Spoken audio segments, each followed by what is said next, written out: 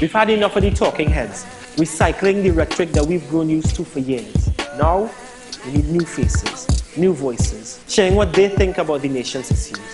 We need to hear from the youth, the people still dealing with yesterday's problems, but well on their way to tomorrow's solution. So right now, we fed up with the old talk. In fact, what we need now is new talk.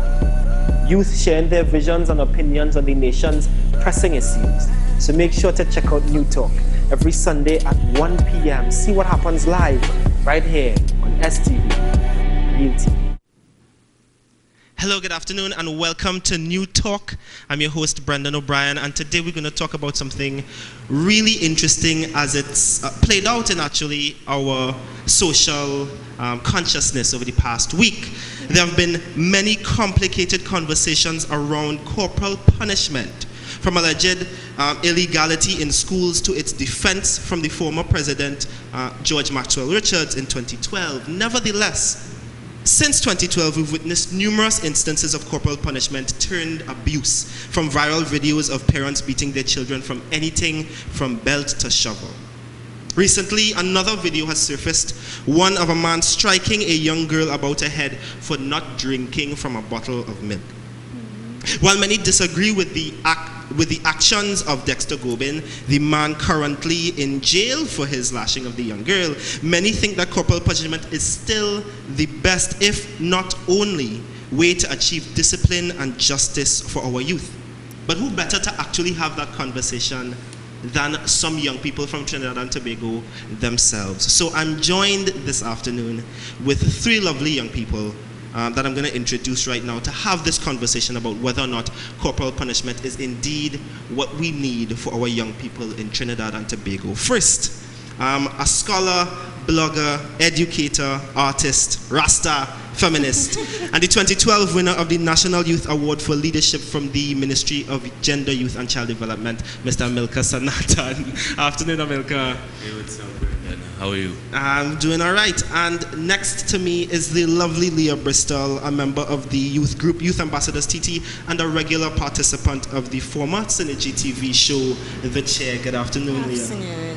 Right, and this lovely young lady that I'm about to introduce is actually a very good friend of mine and a young mother with her own internal debate about whether or not corporal punishment is indeed the best for her own young son. Good evening, Jaime Robinson. Good evening, Brendon. All right, so I'm going to open with the first, I think it's the simplest question. Who here Galax when they was younger? I think that's everyone, right? Not me, not me. Not me? You didn't get when you was younger? By a vice principal in my secondary school, and there was no justice. I was put outside for the wrong thing, and then he just cut my tail because he saw me in the grass.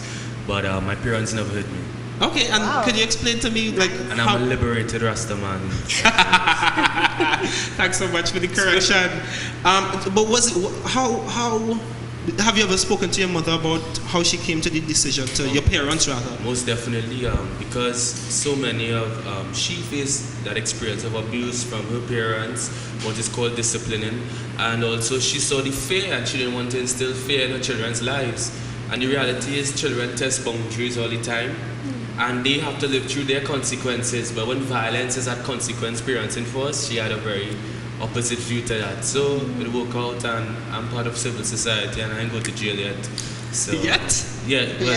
Anything. So my mother, I think she did a good job. My father did a good job. But part of it she wanted to do was to explain what was wrong and then give us sanctions. You know what I mean? To burn us out for certain things, but not to use force. All right. So explain the burnout. Like, what's the system? Oh, so let me give you an example. Something as small as deceit. You know, one thing is that as adults we lie. People lie to their employers. If your employer had the audacity to hit you, exactly, you will go to court.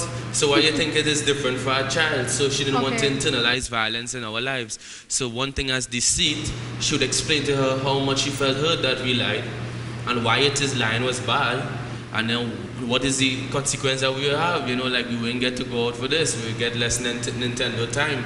It's just that we get a loss of some what we thought were freedoms, and because we value that, we wouldn't try to do it again. But guess what happened?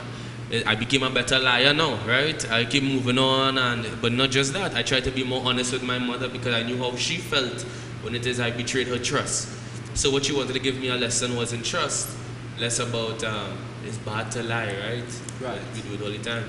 Okay, is that a system that if you had your own children, you imagine that you would use? Of course, it's a maturity, and it's not easy, because what it does is trust in each child's intelligence and invest in them thinking about the world. That's so different. One thing is about letting them know the rules and the boundaries and don't cross here, don't do that. But that kills my curiosity, right? I have curiosity. That is why I think sometimes in the developing world, we struggle to think about our problems, right? That's why we don't like science, right? Why, right? Why don't you show them out, right? You always asking questions. The why game. Yeah. Everybody hates the why game. Of course, and it is annoying, right? But it does, inspire the curiosity, and I think she invested in that and knew in that I had to transgress a boundary to understand that it was real. It's like putting your hand on the stove and nobody tell you, yo, that is hot. You don't even have a threshold of what is real heat, right? Until you feel it, right? Yeah. Or that side of the pool is deep, right? Until you jump in it, right? Then you understand. What you want to do is put smaller events, because wisdom for me is not just about age. It's the more experiences we have that we could draw upon. That's why you meet 19-year-olds, 14-year-olds, 21-year-olds who are very wise. So it's about giving us experiences where we can manage the consequences more. And that is what I think I got. Okay, so moving on to Leah and Jaime then. You did get licks, or did have been the recipients of corporal punishment in the home. Hearing Amilcar's story, do you wish that you had a different kind of parenting then? Like if you had another alternative, do you think that you would have came out? Or you all haven't missed jail either, right? Exactly. So, as he said, certain things work for certain children.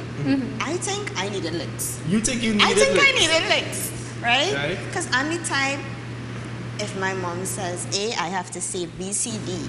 I don't shut up. Right. I keep going.